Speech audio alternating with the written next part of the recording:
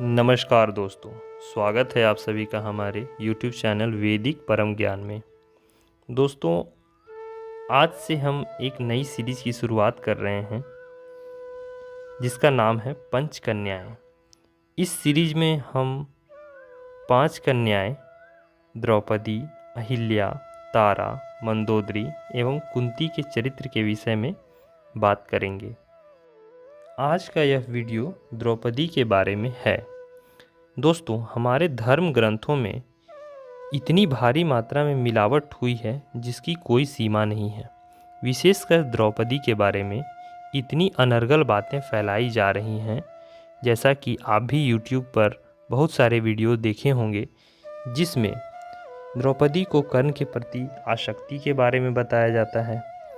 कई तो श्री कृष्ण एवं द्रौपदी के विषय में अनर्गल प्रलाप की बात करते हैं और ऐसे कई तर्क एवं वीडियो आपको मिल जाएंगे, किंतु इन सभी की सत्यता का कोई प्रमाण नहीं है और बस इनकी वीडियो को व्यूज़ और लाइक मिल जाएं, इसी का प्रयास रहता है। दोस्तों, आपको बताएं कि द्रौपदी एक महासती थी जिसे समझना आजकल के अल्प बुद्धि व्यक्तियों के बस में नहीं है।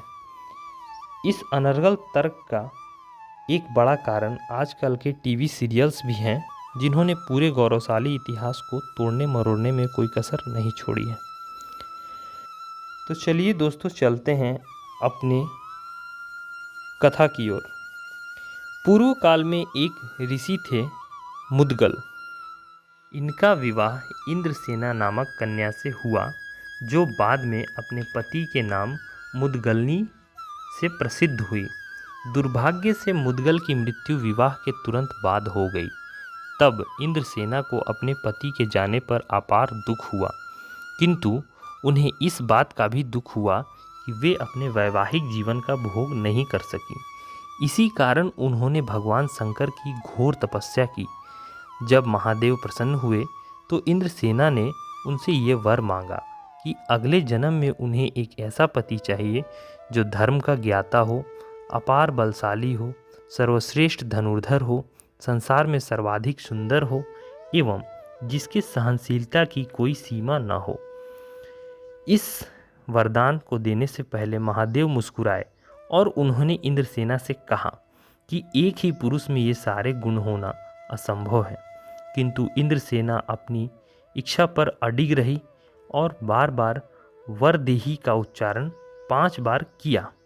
तब महादेव ने उससे कहा कि मनुष्य को वरदान सोच समझकर ही मांगना चाहिए, अन्यथा उसका प्रतिकूल प्रभाव भी होता है। तुमने मुझसे 5 बार अलग अलग गुणों के पति की कामना की और 5 बार वरदेही का उच्चारण भी किया है। इसी कारण अगले जन्म में तुम्हें इन गुणों के 5 अलग अलग पति प्राप्त होंगे। यह कहकर भगवान शंकर अंतर्ध्यान हो गए। समय बीता। महर्षि भारद्वाज के आश्रम में पृषद पुत्र द्रुपद एवं स्वयं भारद्वाज पुत्र द्रोण में घनिष्ठ मित्रता हो गई। खेल खेल में द्रुपद, जो राजा के बेटे थे, ब्राह्मण पुत्र द्रोण से यह कह दिया कि जब वे राजा बनेंगे तब वे अपना आधा राज्य अपने मित्र द्रोण को देंगे। जब वे दोनों बड़े हुए तो द्रुपद अपने पिता से पांचाल के गद्दी प्राप्त किए और द्रोण एक ब्राह्मण के रूप में दिन बिता रहे थे। उनकी आर्थिक स्थिति भी ठीक नहीं थी। एक दिन ऐसा भी आया जब द्रोण की पत्नी कृपि के पास अपने पुत्र अश्वत्थामा को पिलाने हेतु दूध नहीं था। तब द्रुपद से मदद हेतु द्रोण ने सोचा और उसके पास गए। उन्होंने उन्हें मित्र कहकर संबोधित तो किया, परंतु उनका भरी सभा में अपमान कर दिया और यह कहा कि एक निर्धन का कभी राजा से मित्रता होना असंभव है, जिसकी उदाहरण भी आपको कई बार लोग देते हुए मिल जाएंगे। द्रोण का जब इस सभा में भारी अपमान किया गया तब उन्होंने प्रण लिया कि वह इस अपमान का प्रतिशोध अवश्य लेंगे। इस कारण हेतु वह भगवान परशुराम के पास जाकर धनुर्विद्या सीखी और उसके बाद उन्होंने कौरवों एवं पांडवों की शिक्षा के लिए नियुक्त किया गया। उनकी शिक्षा समाप्त होने के पश्चात गुरु द्रोण ने उनसे गुरु दक्षिणा के रूप में द्रुपद को बंदी बनाकर लाने का प्रस्ताव रखा। इस पर सर्वप्रथम कौरवों ने अपना अधिकार जताते हुए द्रुपद से युद्ध करने के लिए पांचाल गए, परंतु वहां उन्हें मुंह की खानी पड़ी। इसके पश्चात पांडवों ने वहां जाकर द्रुपद को युद्ध में हराया और उसे बंदी बनाकर गुरु द्रोण के समक्ष लाकर प्रस्तुत किया। इस घटना के पश्चात गुरु द्रोण के मन में अर्जुन के प्रति और भी स्नेह बढ़ गया था और साथ ही साथ द्रुपद जो अपमानित महसूस कर रहा था, उसने भी अर्जुन की पराक्रम से बहुत प्रभावित हुआ था। अतः जब गुरु द्रोण ने द्रुपद को मुक्त कर दिया और उसे जीवन दान देकर छोड़ दिया, तब उसने गुरु द्रोण से इस घटना का प्रतिशोध लेने का निर्णय किया और उसके हेतु उसने एक यज्ञ किया।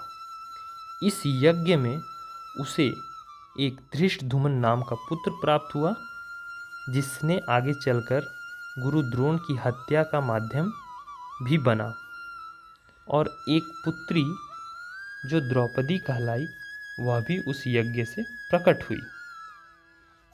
द्रुपद पुत्री होने के कारण उसका नाम द्रौपदी पड़ा। पांचाल की कुमारी होने के कारण उनका नाम पांचाली भी पड़ा। यज्ञ से प्रकट होने के कारण उन्हें यज्ञसेनी भी बुलाते हैं और उनके सांवले रंग के कारण उनका एक नाम कृष्णा भी पड़ा। द्रौपदी को इंद्राणी शची का अवतार भी माना जाता है। कहा जाता है कि समस्त संसार में उनसे सुंदर स्त्री और कोई भी नहीं थी। अपनी चंद्रमुखी पुत्री के विवाह के लिए द्रुपद ने एक महान यज्ञ का आयोजन किया। उन्होंने अर्जुन के पराक्रम को देखा था और इसीलिए वह यह चाहते थे कि अर्जुन ही द्रौपदी को पति के रूप में मिले। इसी कारण हेतु उन्होंने एक कठिन धनुर्विद्या प्रतियोगिता रखी, जिसमें एक मछली के नेत्र को नीचे रखे पानी के प्रतिबिंब में देखकर बींधना था। वह यह बात जानते थे कि इस तरह की प्रतियोगिता को अर्जुन के सिवा शायद ही कोई धनुर्धर जीत सकता है। उस प्रतियोगिता में कर्ण भी मौजूद थे। हालांकि बहुत सारे महारथी धनुष को हिला भी नहीं पाए थे, परंतु ऐसा कहा जाता है कि कर्ण ने उस धनुष को उठाकर उस पर प्रत्यंचा चढ़ाई थी, किंतु द्रौपदी ने अपने कुल का ध्यान रखते हुए उसे बीच में ही रोक दिया था। द्रौपदी के इस कृत्य को कई लोग जातिवादी भी बताते हैं, किंतु लोगों को यह भी जानना चाहिए कि इस घटना के बारे में कई अलग अलग मत हैं। महाभारत के दाक्षिणात्य पाठ में ऐसा वर्णित है कि महारथी कर्ण ने वो धनुष उठाया तो था, किंतु उन पर प्रत्यंचा चढ़ाने में असफल रहे थे। अर्थात इसके अनुसार द्रौपदी ने स्वयंवर में कर्ण का अपमान नहीं किया था। तत्पश्चात ब्राह्मण रूपी अर्जुन, जो कि उस समय पांडवों के साथ वेश बदलकर उस सभा में उपस्थित थे, इसकी कथा एक अन्य वीडियो में मैंने बताई है। आई बटन में उसका लिंक मैंने दिया है। उन्होंने उस धनुष पर प्रत्यंचा चढ़ाई और मत्स्य की आंखों को एक ही बाण से बींधकर द्रौपदी का वरण कर लिया। उस समय तक द्रौपदी को ये नहीं पता था कि उनके पति सर्वश्रेष्ठ धनुर्धर अर्जुन ही हैं, और वो मन ही मन सोच रही थी कि मेरा विवाह तो अर्जुन से होना चाहिए था, परंतु मुझे कहाँ इस निर्धन ब्राह्मण के साथ विवाह करना पड़ रहा है। इस तरह जब वे पांचों भाई उस सभा से निकलकर अपने आश्रम में पहुँचे, तो उस समय माता कुंती पूजा और ध्यान में लीन थी, और जब पांडवों ने परिहास में ही यह कहा कि माता, हम आज दान में एक अद्भुत वस्तु लाए हैं, तब कुंती ने बिना देखे ही उन्हें कह दिया कि पांचों भाई उसे आपस में बराबर बराबर बांट लें। अब उनके समक्ष एक घोर धर्म संकट आ गया। भला एक कन्या को 5 पुरुषों में कैसे बांटा जा सकता था?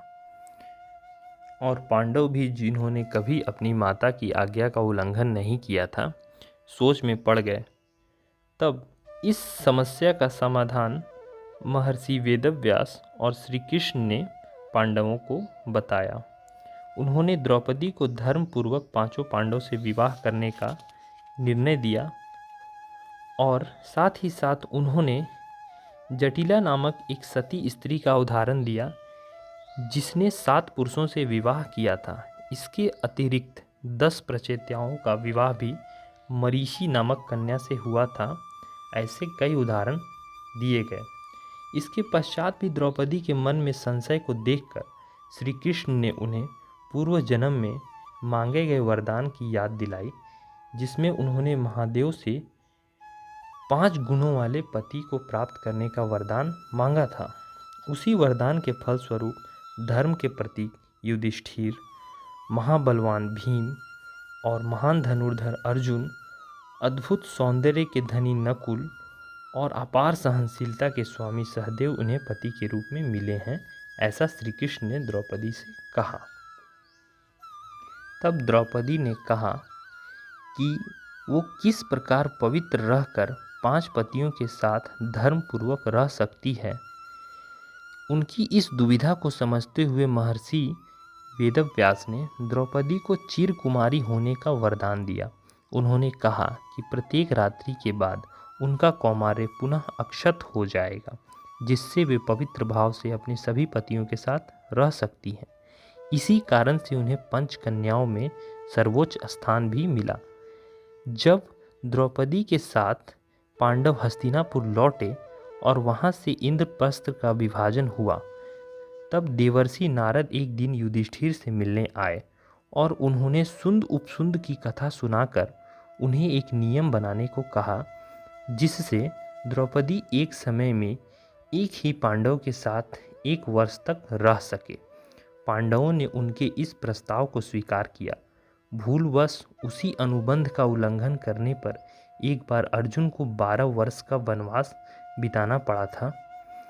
द्रौपदी को पांडवों से एक एक पुत्र प्राप्त हुए। युधिष्ठिर से प्रतिविंध्य, भीम से सुतसोम, अर्जुन से श्रुतकर्मा, नकुल से शतानिक एवं सहदेव से श्रुतसेन। ये सभी उप पांडव कहलाए, परंतु दुर्भाग्यवश महाभारत के युद्ध के अंतिम में अश्वत्थामा ने इन सभी का वध कर दिया था। इस प्रसंग के बाद एक प्रसंग और भी आता है जिसमें द्रौपदी का भयानक अपमान हुआ। कुछ लोग मानते हैं कि इससे पूर्व द्रौपदी ने दुर्योधन को अंधे का पुत्र कहा था, जिसके कारण उनका यह भयानक अपमान सभा में किया गया, किंतु इसका कोई सटीक वर्णन महाभारत में नहीं मिलता है। यह ठीक कर्ण के अपमान के भांति ही लोक कथाओं में प्रचलित है, जिसकी प्रामाणिकता सिद्ध नहीं हो सकी है।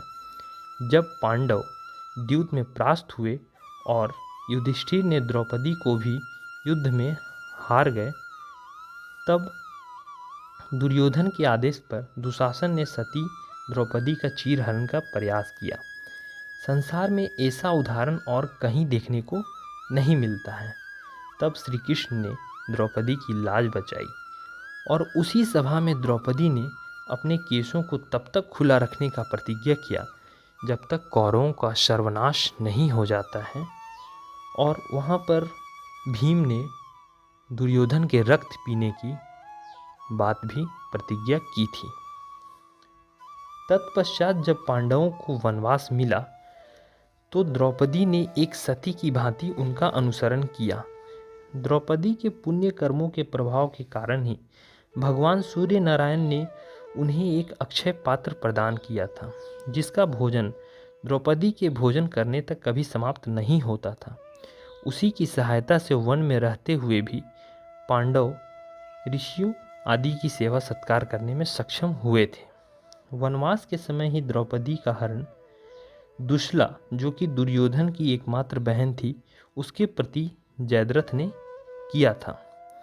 भीम और अर्जुन ने उसे मुक्त करवाया और युधिष्ठिर ने जयद्रथ को दंडित कर उसे मुक्त कर दिया था, जिसके प्रतिशोध के लिए उसने बाद में पांडवों से युद्ध भी किया था। इसके पश्चात पांडवों को गुप्तवास 1 वर्ष के लिए बिताना था। इसके लिए उन्होंने विराट नगर में शरण लिया था, जहां सभी ने वेश बदलकर वहां निवास किया था। इसी में द्रौपदी भी सैरंध्री नाम की दासी के रूप में वहां दिन बिता रही थी, किंतु द्रौपदी के दुर्भाग्य ने उसका वहां भी पीछा नहीं छोड़ा। वहां विराट नगर के राजा के साले कीचक की कुदृष्टि सैरंध्री पर पड़ी और उसके बाद उसकी रक्षा के लिए भीम ने कीचक और उसके 105 भाइयों जो उपकीचक कहलाते थे उनका वध कर दिया। अज्ञातवास के अंतिम दिन ही अर्जुन ने कौरवों की सेना को विराट युद्ध में परास्त भी किया और तत्पश्चात अपना राज्य न मिलने पर महाभारत का युद्ध हुआ। महाभारत युद्ध के 18वें दिन भीम ने दुशासन का वध किया और उसके रक्त के प्रक्षालन से द्रौपदी ने केश का बंधन किया। युद्ध के बाद 35 वर्षों तक युधिष्ठिर ने हस्तिनापुर पर राज्य किया और द्रौपदी पटरानी के पद पर आसीन हुई। संसार की श्रेष्ठ सतियां जैसे रुक्मणी एवं सत्यभामा भी द्रौपदी को अपना आदर्श मानती थी। एक प्रसंग आता है जब सत्यभामा द्रौपदी से पूछती हैं कि वो किस प्रकार अपने पतियों को वश में रखती हैं। यह सुनकर द्रौपदी उनसे कहती हैं कि कोई भी सती स्त्री अपने पति को वश में रखने की बात सोच भी नहीं सकती। तत्पश्चात सत्यभामा लज्जित होकर उनसे क्षमा मांगती हैं और तब द्रौपदी ने उन्हें सती धर्म की शिक्षा भी दी है। भगवान श्री कृष्ण के निर्वाण के पश्चात पांडवों ने भी शरीर त्यागने का निश्चय किया और स्वर्गारोहण किया, जहां द्रौपदी भी उनके साथ यात्रा करती हैं।